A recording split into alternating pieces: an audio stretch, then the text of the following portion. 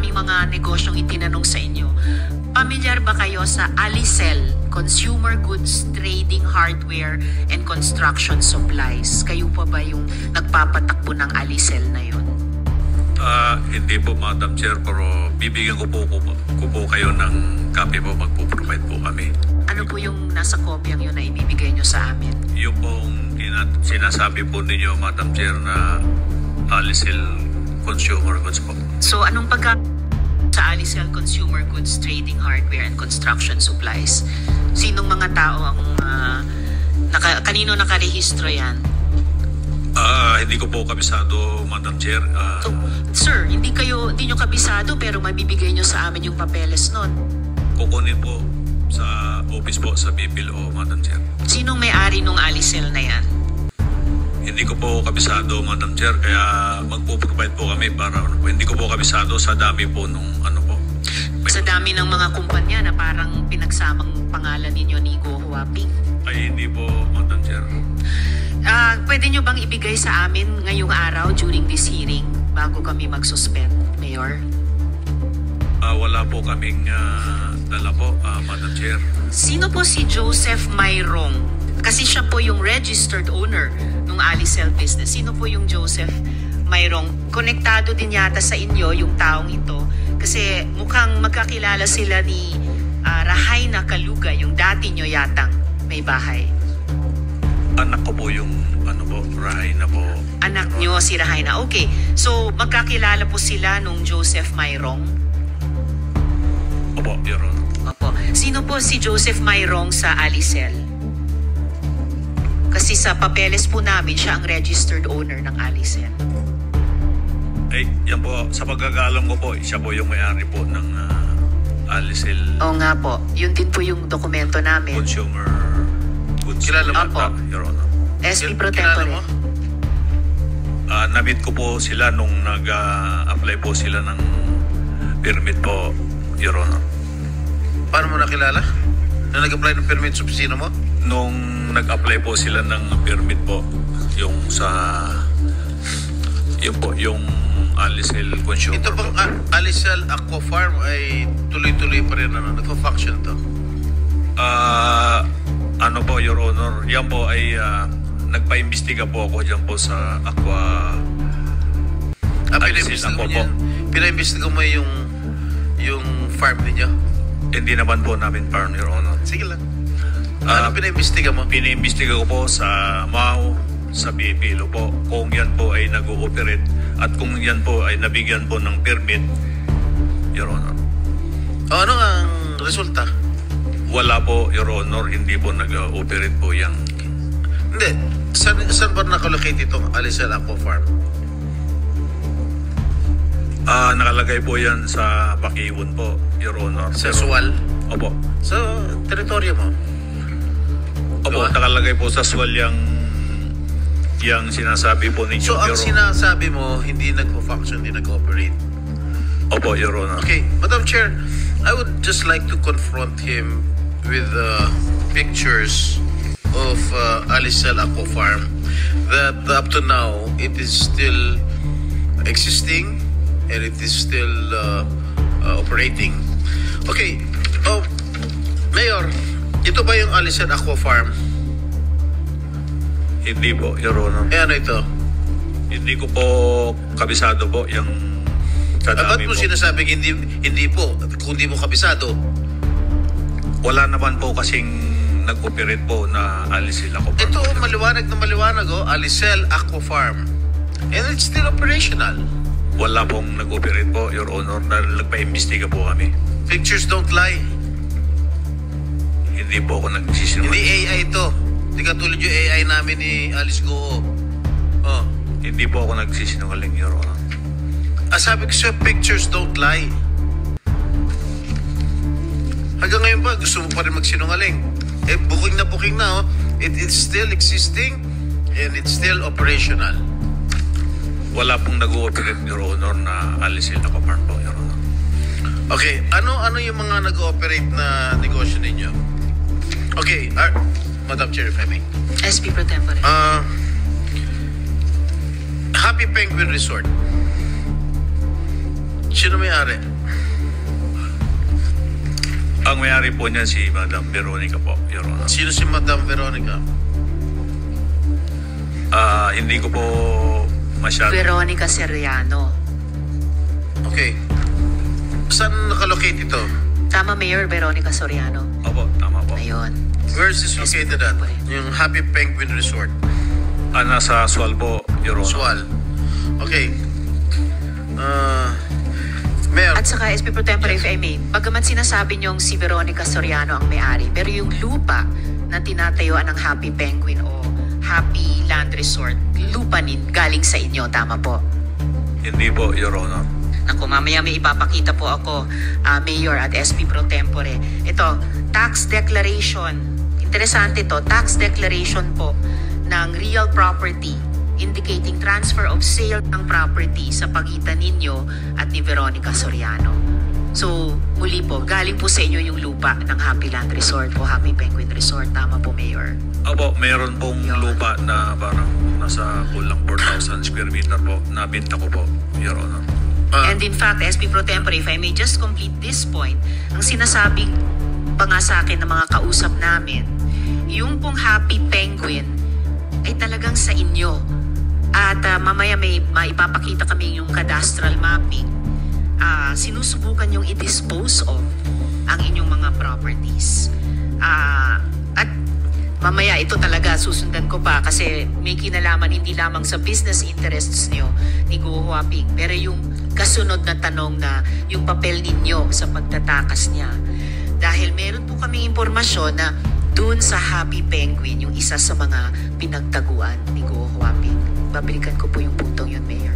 SP Pro Tempore. Thank you, Madam Chair. Mayor, ang sabi mong owner nung lupa ay si Veronica Soriano. Correct? Opo, nabinta ko po sa kanya, Your Honor. You were the previous owner. Kailan mo binenta? Hindi ko po matandaan po, Your Honor, kung kailan po nabinta. May ipapakita namin, SP Pro Tempore, yung dokumento ng sale sa pagitan ni Mayor at ni Ms. Soriano. July 15 mo lang binenta. Doon lumabas na itong this year. This year. Yan o, July 15, 2024.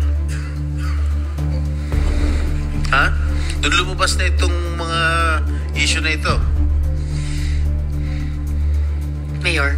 Tama po, Your Honor. So binenta mo dahil lumabas na itong mga issue to? Hindi po sa lumabas po yung issue, Okay. Your Honor.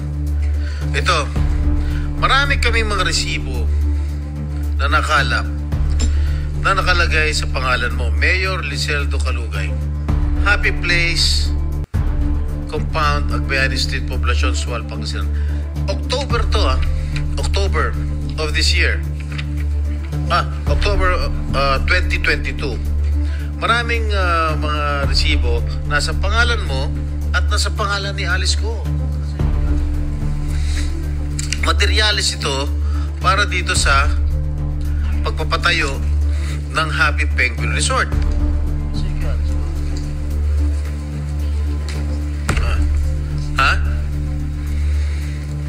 Ano po masasabi niyo?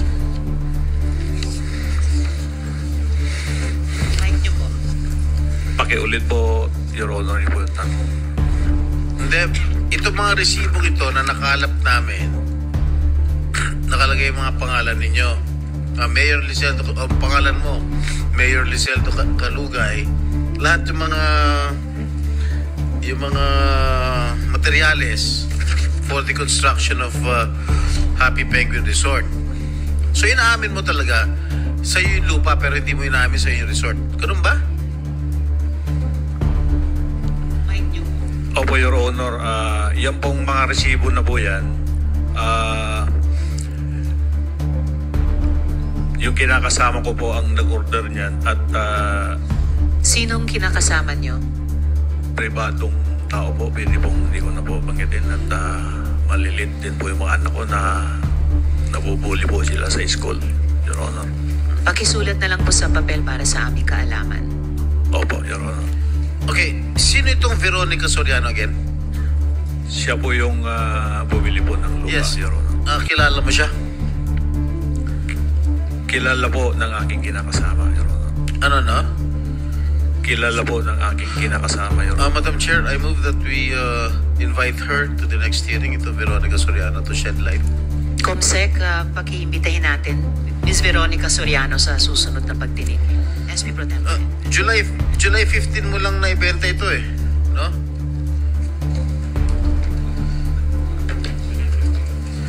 Yes, July 15 of this year.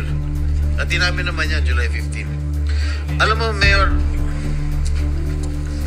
At saka SP Pro Temp, if I may add ha, yung ganitong mga resibo, at meron din akong isa pa na pwedeng ipakita pareho o similar sa inyo, ay resibo ng pagbili ng construction supplies ng 3-Link Q Farm din sa pamilyang Guo. So yung sa ibang resibo, si Alice Guo ang nakapangalan. Ganun din po, tulad sa inyo, SP Pro Tempore, sa Majesty Lumber and Construction Supply. Meron nga kay resibong issued kay Mayor Kalugay, meron din pong itong Majesty Lumber and Construction Supply, resibong issued kay Mayor Alice Leal Guo.